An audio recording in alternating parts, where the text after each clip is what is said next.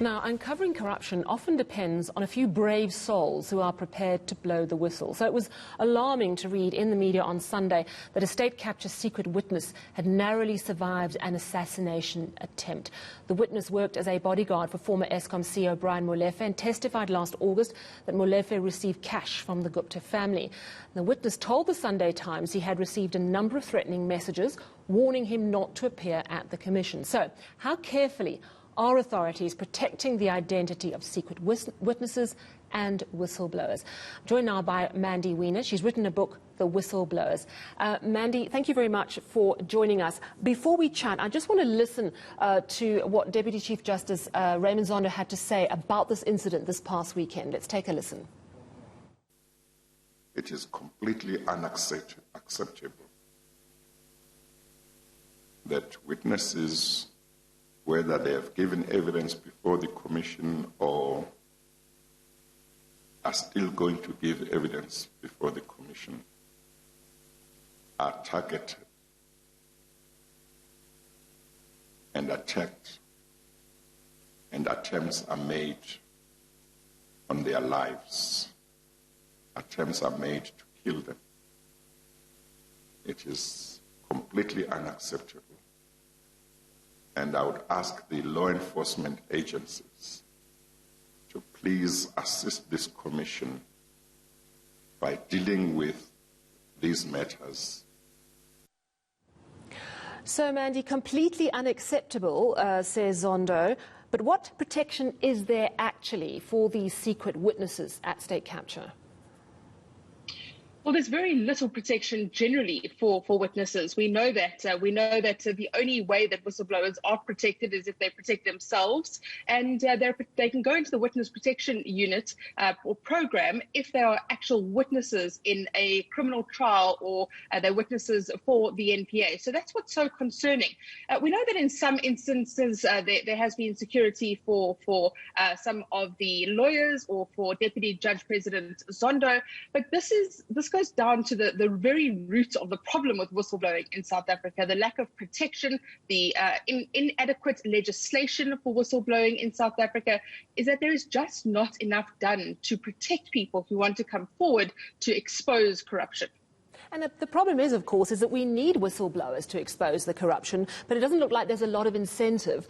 I think it was, last week, former Trillian CEO and whistleblower Bianca Goodson appearing at the commission, and Deputy Chief Justice Zondo expressing there his concern about how not enough is done. And her life was practically destroyed.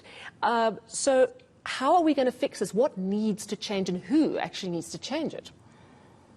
So several whistleblowers have come to the State Capture Commission to plead with Judge Zondo to please do something. In his recommendations, he needs to make recommendations that ensure that we have new legislation, that we review the legislation. And interestingly enough, just last week, we had a global research project coming out from the International Bar Association and the Global Accountability Project, which looks at the legislation of countries around the world. And South Africa's legislation is clearly lacking. We came 37th out of 48 countries. We only hit 5 of the markers that they were looking at globally. And initially, when our whistleblowing law was introduced, which is the Public Disclosures Act, we were only the 3rd country in the world to introduce a whistleblowing act. And we were seen as very progressive, and it was cutting edge, and now it's considered a dinosaur. So we need to change the legislation. And Judge Zondo has got a unique opportunity here to make a recommendation to our parliament, to the lawmakers, to review the PDA, because it's impractical. Everyone you speak to says it just doesn't work. So whose job is it to do? Does it fall under the NPA? Is it the police? Is it the Justice Department? And protecting whistleblowers, would that fall under sort of witness protection program ambit or not at all? So the law would fall under the Justice Ministry that would have to kind of cobble together a new law or have to review the law. If you look at how the initial Protected Disclosures Act was actually set up, there were a whole lot of people that were brought together to kind of mull it over. And I think that needs to happen again, where we need to look at something that is far more practical, because we've got such an enormous corruption problem. We need to be quite unique in our thinking about how we entice whistleblowers to come forward. And this is the issue, is that we have to entice whistleblowers. whistleblowers, and that requires a societal revolution. So while it might fall to the police to protect whistleblowers, we've had a whistleblower, Tabiso Zulu from KZN, who actually had to go to court to force the police to protect him and put him into a witness protection unit. But it's more than that, Sally. We need a societal revolution. We have to change the way we as South Africans treat whistleblowers, because we owe these people an enormous debt. We would not know about state capture were it not for these whistleblowers, these brave patriots who've come forward. And yet every single one of them that have come forward to Zondo have spoken about how their lives have been ruined, how their careers have just been destroyed. Many of them have got PTSD, they're unemployed, they're unemployable, they're treated as impimpies or pariahs or troublemakers. And that has to change if we want whistleblowers to come forward. Equally, shouldn't there be strong sanction for those who let slip the name of secret witnesses and whistleblowers? And I'm thinking, of course, of Dudu Myene, who let slip the name of a secret witness to the Commission in November. There were strong words, there was talk of sanction. I'm not sure if anything much has happened, though.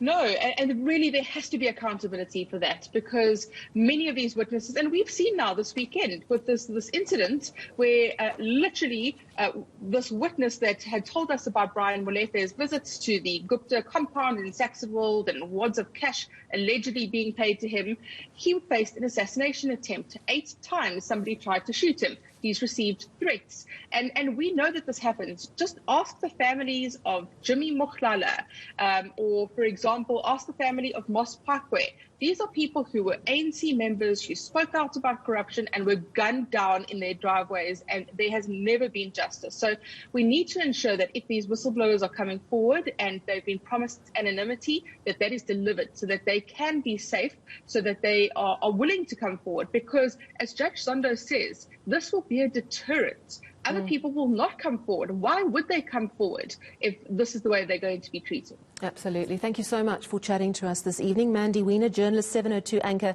and author of the book, The Whistleblowers.